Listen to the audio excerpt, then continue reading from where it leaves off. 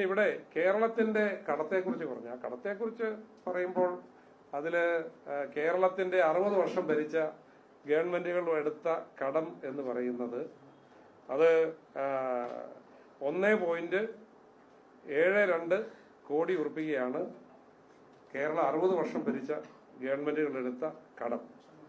അപ്പം 2016 മുതൽ 2024 വരെ ഉള്ള ഗവൺമെന്റ് ഭരിച്ചപ്പോൾ എടുത്ത കടം 3,25,000 കോടി ഉറുപ്പിക.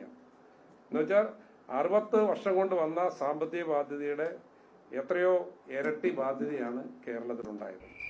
അപ്പം നമ്മുടെ ഈ കടമെടുപ്പുമായിട്ട് സംബന്ധിച്ച് fiscal responsibility and budget management act നമ്മുടെ രാജ്യത്ത് നിലവിലുണ്ട്. സംസ്ഥാനങ്ങളുടെ പരിധി വിട്ട കടമെടുപ്പ് നിയന്ത്രിക്കാൻ കേന്ദ്രം കൊണ്ടുവന്ന നിയമമാണ്. 2003 ഈ നിയമം വന്നത്. 2005 കേരളം ഈ നിയമം